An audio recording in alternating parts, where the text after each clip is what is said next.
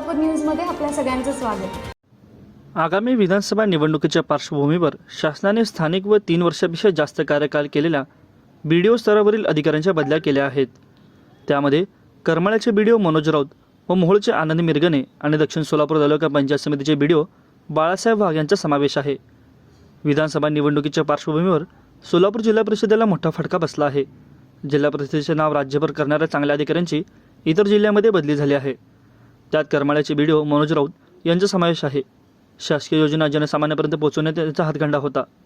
मोहोळचे BDO आनंद मिरगणे हे अत्यंत तरुण आणि तडफदार वृत्तीने काम करणारे अधिकारी म्हणून ओळखले जात होते। राजकीयदृष्ट्या संवेदनशील असलेल्या मोहोळ पंचायत समिती क्षेत्रात त्यांनी उत्कृष्ट काम केले। दक्षिण सोलापूरचे बीडीओ बाळासाहेब वाघ यांचीही बदली लातूर जिल्हा परिषदेतील ग्रामपंचायत विभागाचे उपमुख्य कार्यकारी अधिकारी म्हणून झाली आहे। त्यांच्या जागी साताऱ्याच्या अर्चना वाघमाळे यांची नियुक्ती झाली आहे। तसेच ग्रामपंचायत विभागाचे उपमुख्य कार्यकारी अधिकारी ईशादीन शेळकंदे यांची अमरावतीला बदली झाली आहे। ग्रामपंचायत विभागाचे उपमुख्य कार्यकारी अधिकारी ईशादीन शेळकंदे यांची अमरावतीमध्ये बदली झाली आहे। त्यांनी यापूर्वी पंढरपूरचे बीडीओ म्हणून देखील काम केले आहे। अमरावतीतील दर्यापूर पंचायत समितीचे बीडीओ म्हणून त्यांची नियुक्ती करण्यात आली आहे।